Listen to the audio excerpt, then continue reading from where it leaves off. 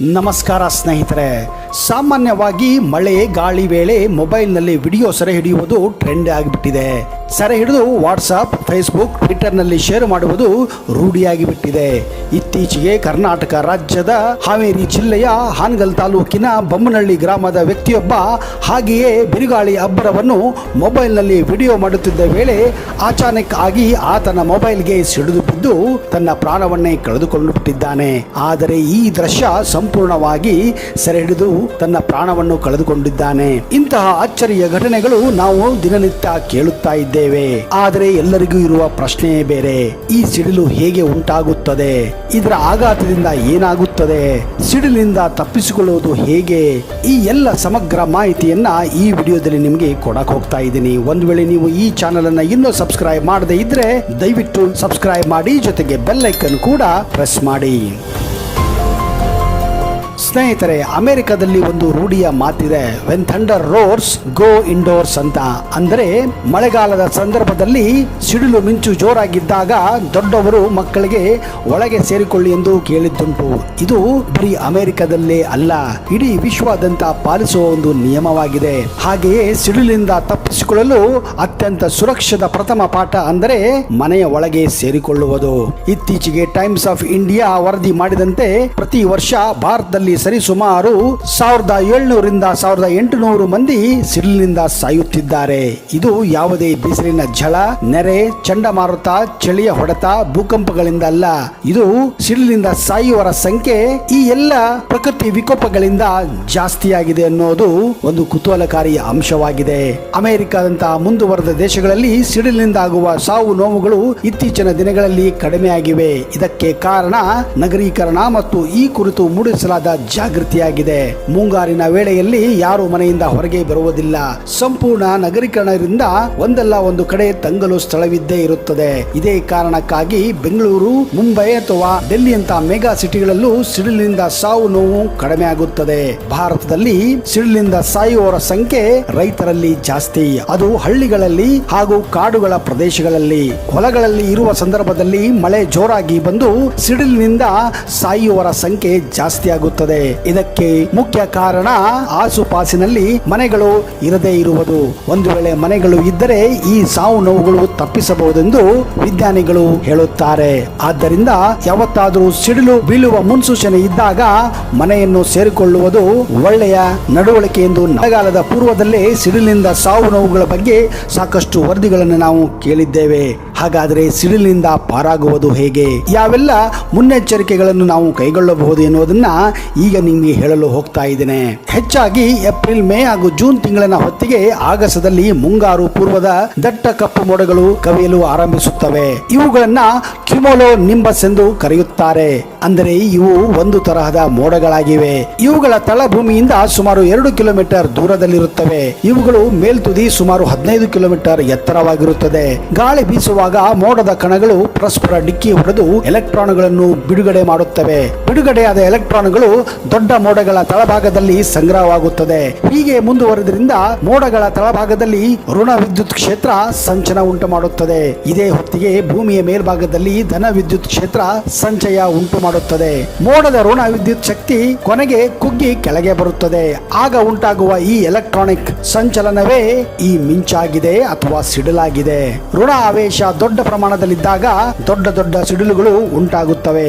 ಈ ದೊಡ್ಡ ದೊಡ್ಡ ಸಿಡಿಲುಗಳು ಭೂಮಿಗೆ ಅಪ್ಪಳಿಸಿದಾಗ, ಅದರಲ್ಲೂ ಹೊಲಗಳಲ್ಲಿ ಅಥವಾ ಕಾಡಿನಲ್ಲಿ ಅಪ್ಪಳಿಸಿದಾಗ ಅವು ಮಿಂಚಾಗಿ ಪರಿವರ್ತಿಸಿ ಜಾನುವಾರುಗಳ ಮೇಲೆ, ಮನುಷ್ಯರ ಮೇಲೆ ಹಾಗೂ ಗಿಡ ಕಂಟಿಗಳ ಮೇಲೆ ಅಪ್ಪಳಿಸಿದಾಗ ಬೆಂಕಿ ಹಚ್ಚಿಕೊಳ್ಳುತ್ತದೆ.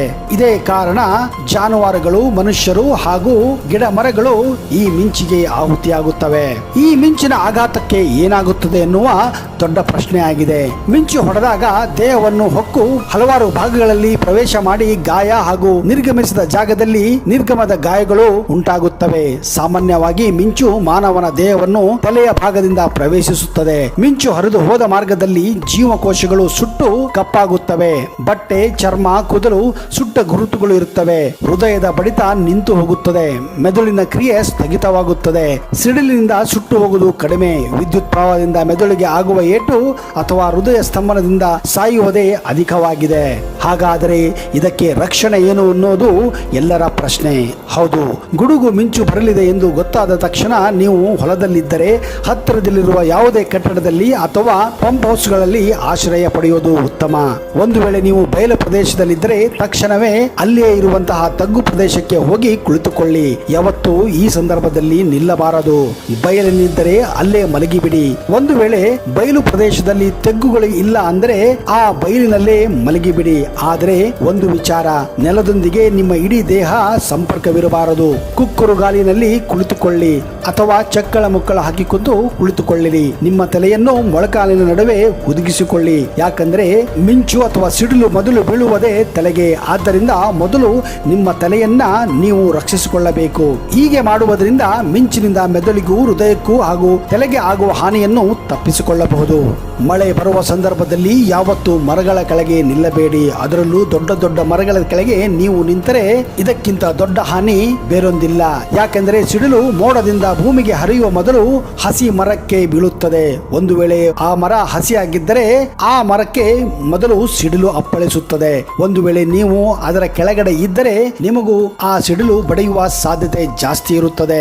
ಮರಗಳ ಗುಂಪಿನ ನಡುವೆ ಒಂದು ವೇಳೆ ನೀವು ಇದ್ದರೆ ಸಣ್ಣ ಮರದ ಕೆಳಗೆ ನಿಲ್ಲಿ. ದೊಡ್ಡ ಮರಗಳು ಸಿಡಿಲಿಗೆ ಸುಲಭವಾಗಿ ತುತ್ತಾಗುತ್ತವೆ.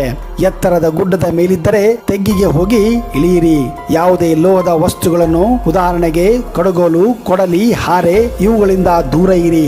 ಮಲೆನಾಡಿನಲ್ಲಿ ಕತ್ತಿ ಮುಂತಾದ ಲೋಹ ವಸ್ತುಗಳನ್ನು ಅಂಗಳಕ್ಕೆ ಎಸೆಯುವುದು ಸರ್ವೇ ಸಾಮಾನ್ಯವಾಗಿ ಕಂಡುಬರುತ್ತದೆ. ಒಂದು ವೇಳೆ ನೀವು ಕುರುಬರಾಗಿದ್ದರೆ ಕುರಿ ಮುಂದೆ ಅಥವಾ ಜಾನುವಾರುಗಳ ಮಧ್ಯೆ ನಿಂತಿದ್ದರೆ ಅವುಗಳ ಮಧ್ಯದಲ್ಲಿ ಬಗ್ಗಿ ಕುಳಿತುಕೊಳ್ಳಿ. ಯಾಕಂದ್ರೆ ಮಿಂಚು ಪ್ರಾಣಿಗಿಂತ ಎತ್ತರವಿರುವ ಮನುಷ್ಯನನ್ನೇ ಆವರಿಸುತ್ತದೆ. ಕೆರೆಯಲ್ಲಿ ಈಜುವುದು, ಸ್ನಾನ ಮಾಡುವುದು ಈ ಸಂದರ್ಭದಲ್ಲಿ ಮಾಡಬೇಡಿ. ಒಂದು ವೇಳೆ ನೀವು ನೀರಿನಲ್ಲಿದ್ದರೆ ತಕ್ಷಣ ಹೊರಗೆ ಬನ್ನಿ.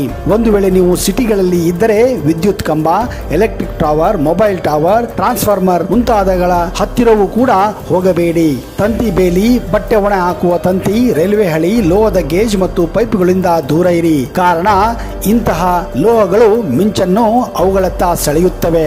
ಮಳೆ ಬರುವ ಸಂದರ್ಭದಲ್ಲಿ ಮನೆಯ ಟೆರೆಸ್ ಅನ್ನು ಸ್ವಚ್ಛ ಮಾಡಲು ಸಾಹಸ ಮಾಡಬೇಡಿ. ಮನೆಯ ಕಿಟಕಿ ಬಳಿ ನಿಲ್ಲುವುದಕ್ಕಿಂತ ಮನೆಯ ಮಧ್ಯಭಾಗದಲ್ಲಿ ಇರಿ. ಗುಡುಗು ಸಿಡಿಲಿನ ಸಂದರ್ಭದಲ್ಲಿ ಮೊಬೈಲ್ಗಳನ್ನ ಚಾರ್ಜ್ ಮಾಡುವ ಸಾಹಸವನ್ನು ಕೂಡ ಮಾಡಬೇಡಿ. ಒಂದು ವೇಳೆ ನೀವು ಕಾರಿನಲ್ಲಿ ಪ್ರಯಾಣಿಸುತ್ತಿದ್ದರೆ ಕಾರಿನ ಗಾಜುಗಳನ್ನು ಮುಚ್ಚಿಕೊಳ್ಳಿ. ಕಾರಿನ ಬಾಡಿಯನ್ನು ಆದಷ್ಟು ಸ್ಪರ್ಶಿಸದೆ ಮಧ್ಯದಲ್ಲಿ ಕುಳಿತುಕೊಳ್ಳುವುದು ಒಳ್ಳೆಯದು. ಒಂದು ವೇಳೆ ನೀವು ಮೊಬೈಲ್ ಅಥವಾ ಕಂಪ್ಯೂಟರ್ಗಳಲ್ಲಿ ಕೆಲಸ ಮಾಡುತ್ತಿದ್ದರೆ ಇವುಗಳಿಂದ ದೂರ ಇರುವುದು ಲೇಸು. ನೀವು ದೊಡ್ಡ ದೊಡ್ಡ ಪಟ್ಟಣಗಳಲ್ಲಿ ಅಥವಾ ಮಹಾನಗರಗಳಲ್ಲಿ ಯಾವುದೇ ಎತ್ತರದ ಕಟ್ಟಡಗಳ ಮೇಲೆ ಮಿಂಚು ಬಂಧಕ ನೋಡಿರಬಹುದು.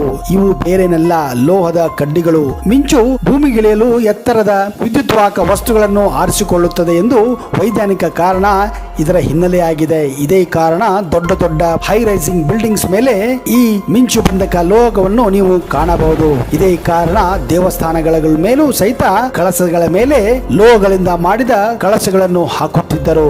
ಈ ವಿಜ್ಞಾನ ಈಗಿನದಲ್ಲ, ಇದು ಪುರಾಣ ಕಾಲಗಳಿಂದಲೂ ನಾವು ಕಂಡುಕೊಂಡಿರುವಂತಹ ಒಂದು ಅದ್ಭುತ ವಿಜ್ಞಾನವಾಗಿದೆ.